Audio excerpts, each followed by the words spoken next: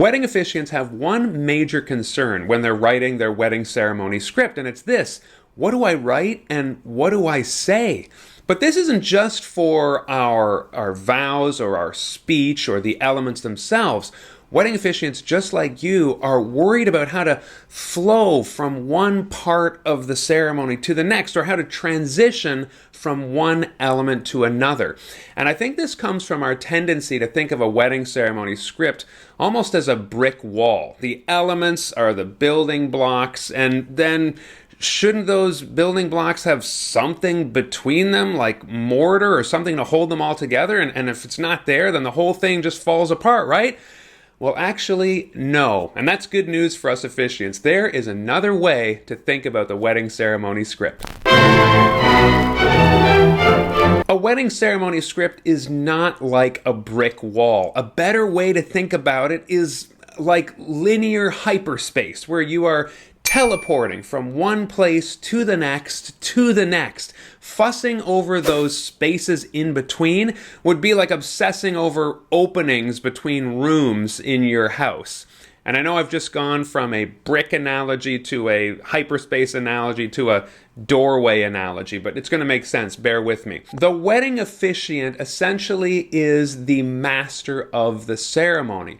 And as the master of the ceremony, what the wedding officiant says sets the reality for what is going on right now. So you don't need to get overly flowery or overly poetic preparing guests for what is about to happen. In fact, a lot of guests, and maybe even your couple, will start to consider this a waste of time if you do this throughout the ceremony. They might not be able to put their finger on it, but they'll start to perceive that there's a lot of busy making and a lot of unnecessary wordiness in your wedding ceremony script, and you'll start to feel it too as you find yourself reading these things. Instead, when you're finished one wedding ceremony element, just lead your couple and their guests on to the next element. Just teleport, just walk on through. Suddenly, you're in the next place doing the next thing. No unnecessary fuss, no unnecessary window dressing. You're just there.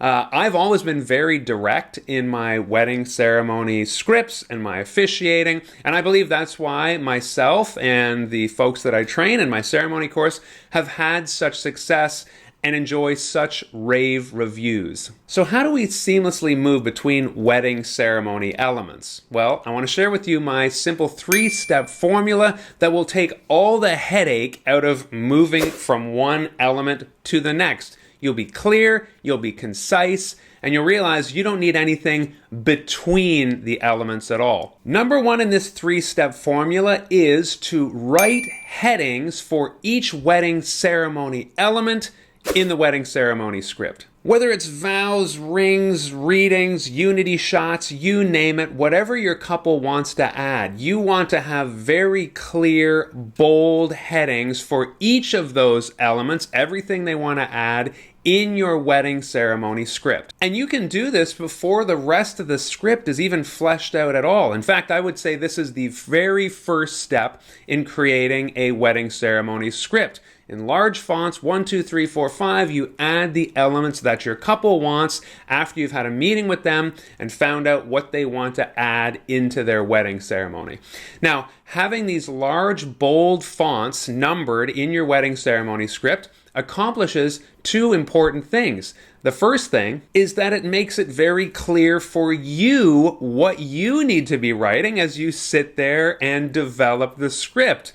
If you're anything like me, when you sit and write, you get maybe carried away, go down a rabbit hole, you're getting a little bit too flowery or poetic, as we mentioned. A nice, clear, bold heading will keep you on the right track and help you understand exactly what element you should be focused on right now, nothing more, nothing less. The second benefit of clear, bold headings like this in the wedding ceremony script is that your couple, their guests, no one will get lost during the ceremony. They'll always know where we've been, where we are now, and where we're going. Think about it. As wedding officiants, as we read along in our script, yes, read, not memorize, we will see those big, bold headings as we move down the page and through the ceremony. The wedding guests and your couple do not have that benefit.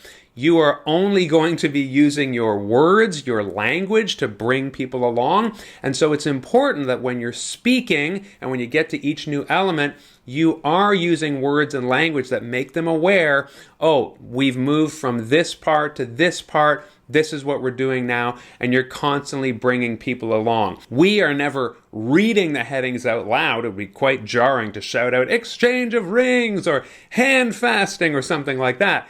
It is the words and the language we use as we enter into the next element that will orient the couple and their guests and make them understand where we are and what we're doing now. Which is a great segue into the next 2 points of the formula that I want to share with you right now.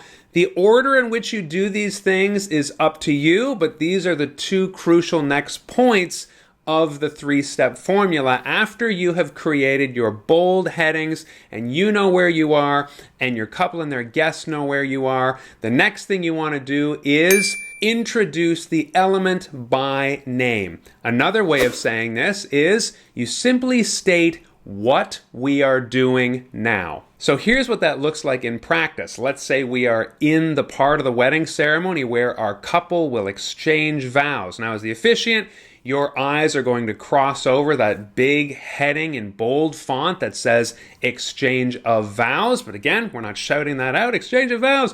What we are doing instead is we are going to state what we are doing now. We are going to name the element that we have arrived at. So we simply say, Ashley and Sam will now exchange promises that in this traditional setting we of course call wedding vows. You really don't need to be any more elaborate than that at all. I never am. All you've done is introduce the next section.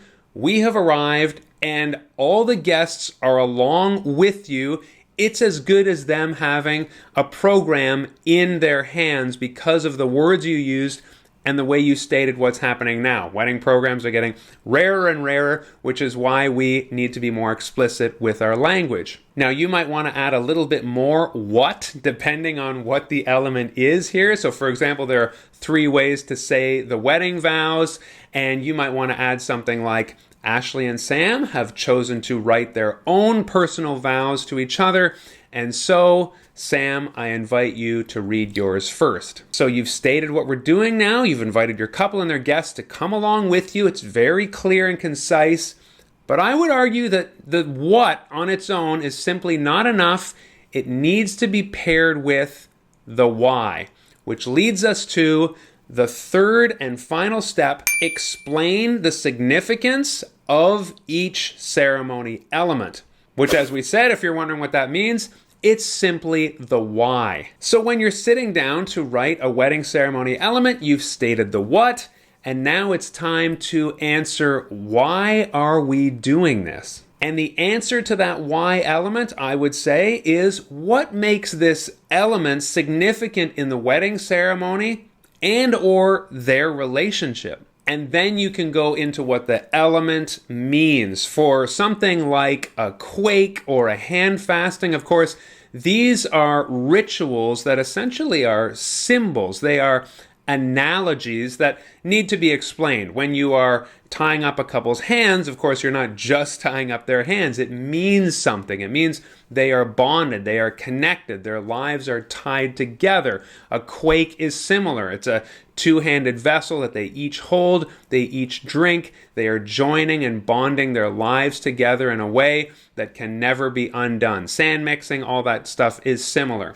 So that's for rituals that have an analogy where you need to explain and unpack. For something simple like the wedding vows, again, you state that we are now going to exchange vows, but you want to add the why as well. And this is why I said you can interchange. You can do the what first and then the why, or the why first and then the what. You might want to experiment a little bit with how it sounds depending on which one you put first. So when it comes time for wedding vows, using our previous example, we will want to say Ashley and Sam will now make promises that in this traditional setting we call wedding vows. That was the what. The why would sound like This breaks new ground into Ashley and Sam's relationship, and they will deepen their bond like never before in their beautiful story.